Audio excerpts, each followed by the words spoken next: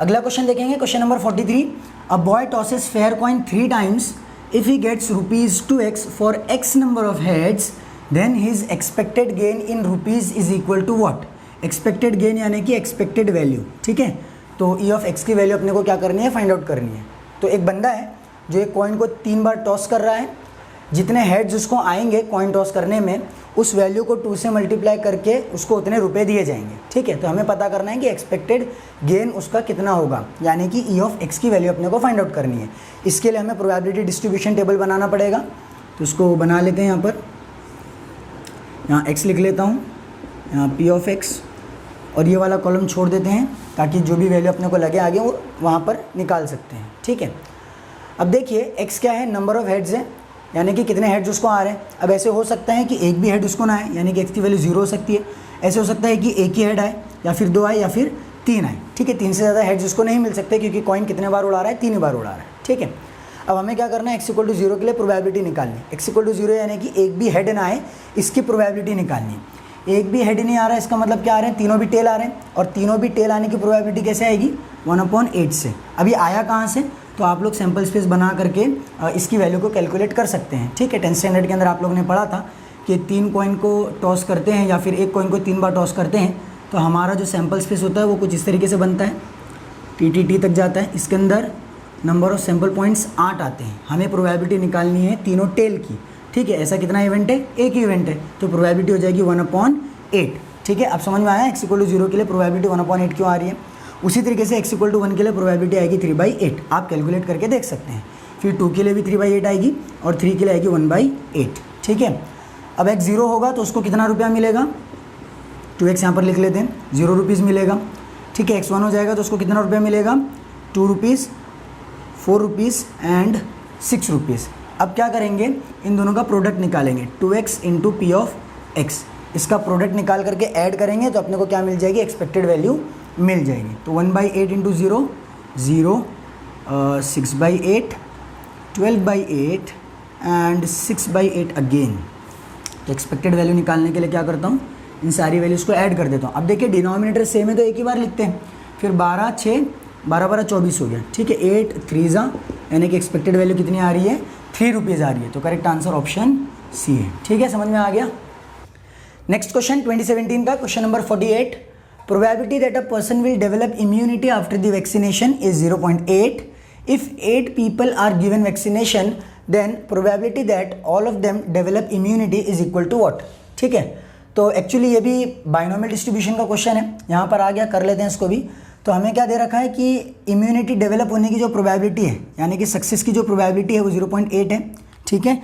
यानी कि immunity develop ना होने की प्रोबेबिलिटी कितनी हो जाएगी, फिर उसको फेलियर मानेंगे और वो हो जाएगी 0.2, ठीक है, क्योंकि ये दोनों एक दूसरे के क्या होते हैं, कॉम्प्लीमेंट होते हैं।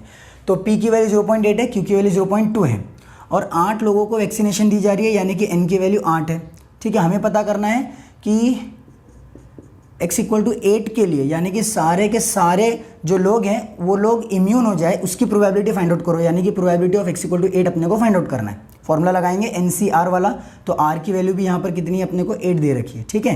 तो NCR × P⁻R × Q⁻n−R, इसकी वैल्यू अपने को निकालनी है। 8C8, P यानी कि 0.8 की वैल्यू 8, और Q यानी कि 0.2 n-r यानी कि 8 यानी कि 0, इसकी वैल्यू हो जाएगी 1। 8C8 की वैल्यू होती है 1, यानी कि आंसर आएगा 0.8 और ये हो जाएगा 1, ठीक है। तो ये दोनों को हटा देंगे, final answer 0.8 correct answer option B है। नेक्स्ट क्वेश्चन देखेंगे 2018 का क्वेश्चन नंबर 11। तो बेसिकली ये जो क्वेश्चन है ये क्लास 11 का है, वहाँ के चैप्टर प्रोबेबिलिटी से आया हुआ है, और इस क्वेश्चन को सॉल्व करने के लिए आप लोगों को परम्यूटेशन एंड कॉम्बिनेशन बहुत अच्छे से आना ज़रूरी है, नहीं तो ये क्वेश्चन आप सॉल्व नहीं कर पाएंगे, ठीक है। तो हमें क्या करना है, हुलू लुलू के जो लेटर्स हैं उनको रीअरेंज करना है, एंड देन उसके बाद तीनों L एक साथ आने की प्रोबेबिलिटी को फाइंड आउट करना है, ठीक है। तो सबसे पहले क्या करते हैं, इसके लेटर्स रीअरेंज कर लेते हैं, जो भी वैल्यू आएगी वो हमारा क्या होगा, सैम्पल स्पेस के सैम्पल पॉइंट्स होंगे, यानी कि N(s) होगा, ठीक है। तो कितने लेटर्स हैं यहाँ पर, 1 2 3 4 5 6 7 8 लेटर्स को अपने आप में अरेंज करने के 8 फैक्टोरियल तरीके हैं, लेकिन L कितने बार रिपीट हो रहा है, 3 बार, तो 3 फैक्टोरियल से डिवाइड करेंगे, ठीक है। उसी तरीके से U 4 बार रिपीट हो रहा है, तो 4 फैक्टोरियल भी आएगा यहाँ पे मल्टीप्लिकेशन में। ठीक है, इसको फर्दर सॉल्व करेंगे तो अपने को मिलेगा 8 × 7 × 6 × 5 × 4 फैक्टोरियल पे मैं रुक जाता हूँ, क्योंकि नीचे भी 4 फैक्टोरियल है, दोनों कैंसिल हो जाएंगे। ये कैंसिल हो गया। 3 फैक्टोरियल की वैल्यू होती है 6, 3 × 2 × 1 6, 6 कैंसिल हो गया। 5 8 40 × 7 280। ठीक है, तो एन ऑफ एस की वैल्यू आ गई 280। अब ए इवेंट मान लेते हैं जिसके अंदर तीनों एल क्या है, एक साथ है। तो मैं क्या करता हूँ, तीनों एल को है ना एक यूनिट कंसिडर कर लेता हूँ, तो एच यू यू यू। ठीक है, तीनों एल को एक यूनिट कंसिडर कर लेते हैं। ऐसे सपोज करो कि तीनों एल को हमने क्या किया, रस्सी से बांध दिए। ठीक है, अब ये तीनों एक साथ ही रहेंगे, हिलेंगे नहीं। इन तीनों को यानी कि इस एक यूनिट को बचे हुए 5 यूनिट्स के साथ क्या करना है, अरेंज करना है। ठीक है, तो ये 5 यूनिट और ये 1 यूनिट है, तो टोटल कितने हो गए, 6 यूनिट्स। तो 6 यूनिट्स को अपने आप में अरेंज करने के कितने तरीके हो जाएंगे, 6 फैक्टोरियल। यहाँ से अपने को अपने इवेंट के सैम्पल पॉइंट्स मिलेंगे। ठीक है, मैं सपोज कर रहा हूँ कि तीनों एल एक साथ होने के जो इवेंट है वो ए है। ओके, अब यू कितने बार रिपीट हो रहा है, 4 बार, तो 4 फैक्टोरियल आएगा यहाँ पर। ठीक है, अब 3 फैक्टोरियल यहाँ पर इसलिए नहीं आएगा क्योंकि इन तीनों को हमने एक ही यूनिट माना है। ठीक है, हाँ एक चीज़ आती है यहाँ पर कि तीनों को अरेंज करने के कितने तरीके, लेकिन तीनों एल होने की वजह से क्या हो रहा है कि तीनों को अरेंज करने का एक ही तरीका होगा। आप किसी भी एल को आगे पीछे लगो, उससे फ़र्क नहीं पड़ेगा। तो इसका आंसर फाइनल बस यही है। तो इसको आगे सॉल्व करेंगे, अपने को मिलेगा 6 × 5 × 4 फैक्टोरियल अपॉन 4 फैक्टोरियल। ये कैंसिल हो गया, आंसर आया 30। ठीक है, अगर फिर भी कोई सोच रहा होगा कि 3 फैक्टोरियल से डिवाइड करना चाहिए, तो उसका भी मैं मेथड बता देता हूँ कि ऐसे सॉल्व करेंगे तो आपको समझ में आ जाएगा कि 3 फैक्टोरियल से क्यों डिवाइड कर रहे हैं। ठीक है, तो 6 फैक्टोरियल अपॉन 4 फैक्टोरियल यू का आ गया। अब देखिए ये 3 लोग हैं। ठीक है, इन तीनों को साथ में रखने का मतलब ये भी तो आगे पीछे कहीं पे भी जा सकते हैं, तो इन 3 लोग को अपने आप में अरेंज करने के कितने तरीके हो जाएंगे, 3 फैक्टोरियल वेज। ठीक है, लेकिन तीनों एल रिपीट हो रहे हैं, इसीलिए इसको भी 3 फैक्टोरियल से डिवाइड कर देंगे, तो इसका आंसर फाइनली 1 ही आएगा। ठीक है, तो हमको क्या करना है, 4 फैक्टोरियल को 1 से मल्टीप्लाई करना है, इसीलिए आंसर यही रहने वाला है। आई होप कि मैं आपको एक्सप्लेन कर पा रहा हूँ। ठीक है, तो फाइनल आंसर क्या आया, एन ऑफ ए का 30 आया। प्रोबेबिलिटी निकालनी है ए की, तो हो जाएगा N of A upon N of S, 0 0 cancel, answer final 3/28। Correct answer option C है। नेक्स्ट क्वेश्चन की तरफ बढ़ते हैं 2018 के। A coin is tossed 3 times, एक कॉइन को 3 बार टॉस किया जा रहा है। If X denotes absolute difference, absolute यानी कि मॉड आएगा। ठीक है, ये चीज़ को ध्यान में रखना है। Absolute difference between number of heads and number of tails, then probability of x = 1 is equal to what. ठीक है, तो एब्सोल्यूट डिफरेंस क्या आना चाहिए, 1 आना चाहिए, उसकी प्रोबेबिलिटी अपने को फाइंड आउट करनी है। एक कॉइन को अगर हम लोग 3 बार टॉस करेंगे तो अपने को क्या मिलेगा, तीनों हेड मिलेंगे, या फिर ऐसे हो सकता है कि HHT मिले, HTH मिले, THH मिले, या फिर HTT मिले, THT मिले, या फिर TTH मिले, या फिर TTT मिले। ठीक है, अब हमें क्या करना है, एब्सोल्यूट डिफरेंस निकालना है number of heads and number of tails के बीच में। तो यहाँ पर नंबर ऑफ हेड्स कितने हैं, 3 है, नंबर ऑफ टेल्स कितने हैं, 0 है, तो 3 - 0, इसका एब्सोल्यूट डिफरेंस आएगा 3। उसी तरीके से यहाँ निकालेंगे तो ये हो जाएगा 3 - 1, यानी कि यहाँ पर आ रहा है 2। ठीक है, सॉरी 3 - 1 नहीं, 2 हेड्स है और एक ही टेल है, तो 2 - 1 क्या हो जाएगा, 1 हो जाएगा। उसी तरीके से यहाँ पर भी नंबर ऑफ हेड्स 2 - 1, ये भी 1 आएगा, यहाँ पर भी 1 आएगा, यहाँ पर भी 1 आएगा।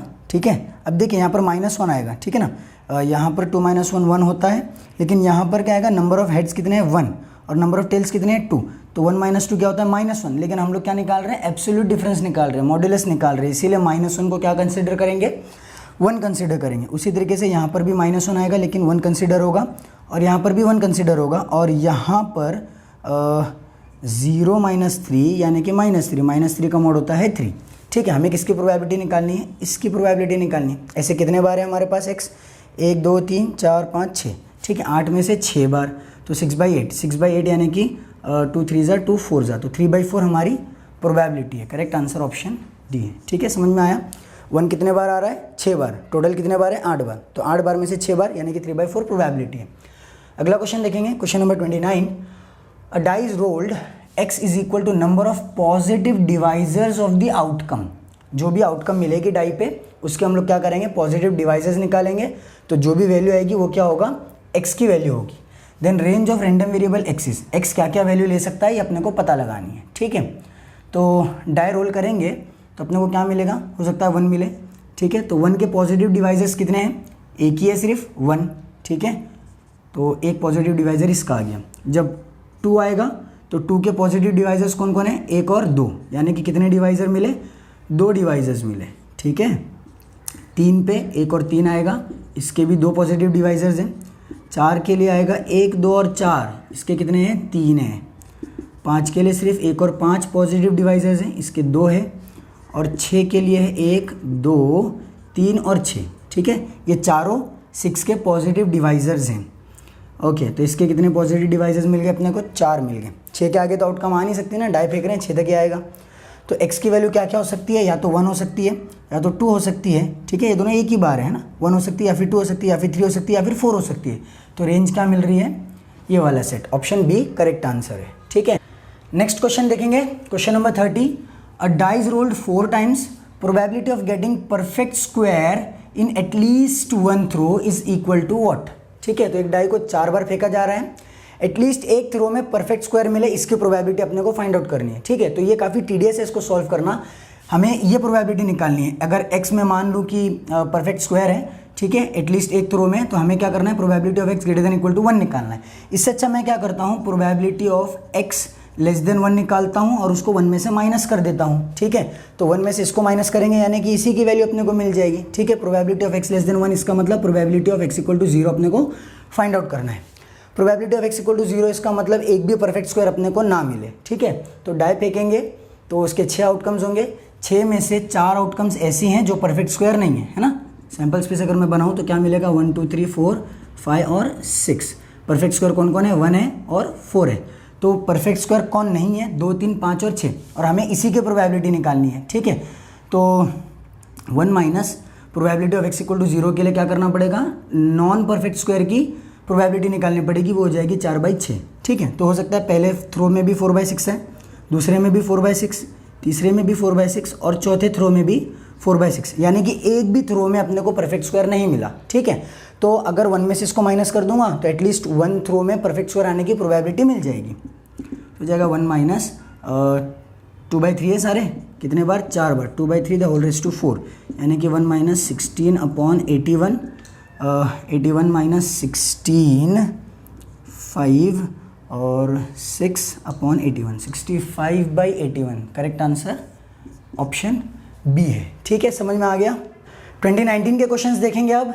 पहला क्वेश्चन है, 25% of the cases reported are solved if 6 new cases are reported, then probability that at least 5 of them are solved is equal to what, ठीक है। तो कोई पुलिस स्टेशन है, मैंने कंप्लीट क्वेश्चन नहीं लिखा हूँ, कोई पुलिस स्टेशन है, वहाँ पे ऑब्जर्व किया गया कि जितने भी केसेस वहाँ पर आते हैं उसमें से 25% सॉल्व होते हैं, यानी कि probability of success is equal to 0.25, ठीक है। तो सॉल्व 25% हो रहे हैं, तो अनसॉल्व कितने रहेंगे, 75%, यानी कि क्यू की वैल्यू हो जाएगी 0.75।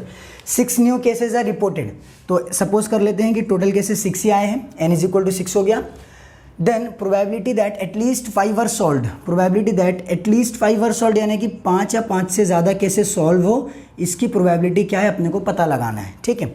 तो probability x greater than equal to 5 का मतलब probability of x equal to 5 plus probability of x equal to 6, क्योंकि 6 ही केसेस आए हैं, तो इन दोनों की प्रोबेबिलिटीज़ को कैलकुलेट करके क्या करना पड़ेगा, ऐड करना पड़ेगा, ठीक है। फिर से ये बाइनोमियल का क्वेश्चन आ गया, खैर लेकिन आ गया तो सॉल्व कर लेते हैं इसको।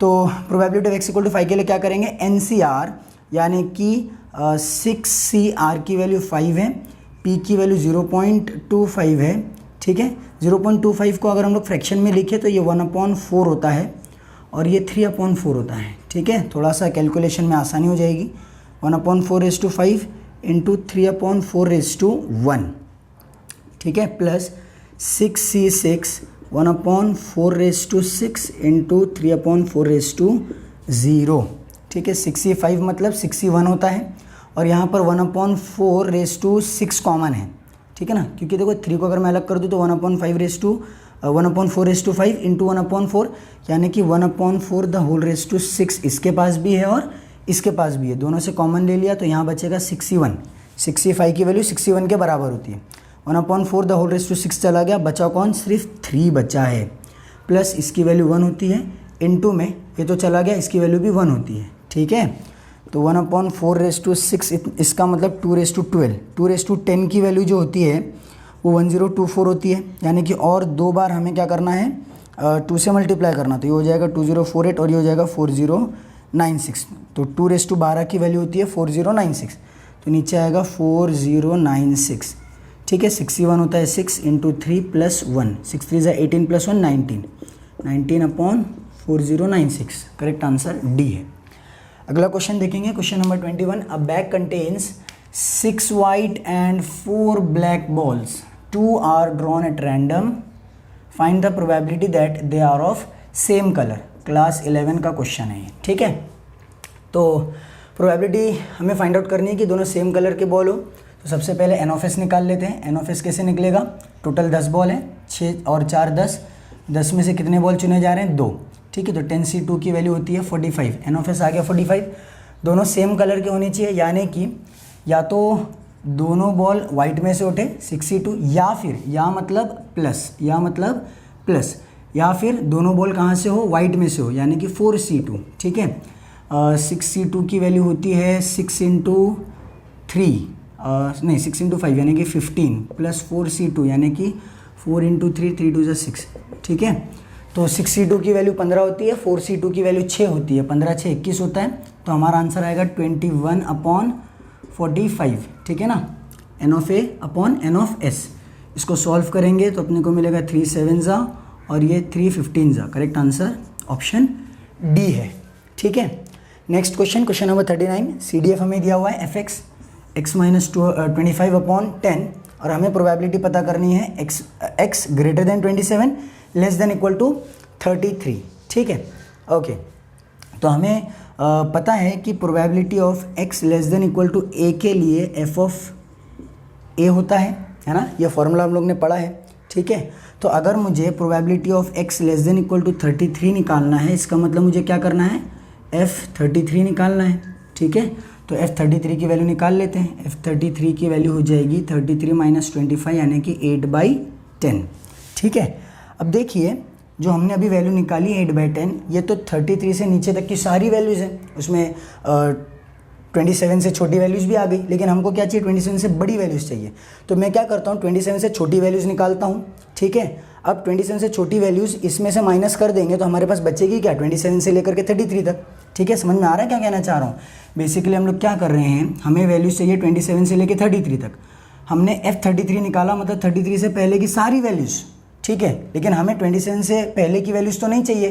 तो मैं क्या करता हूँ, f27 भी निकाल लेता हूँ।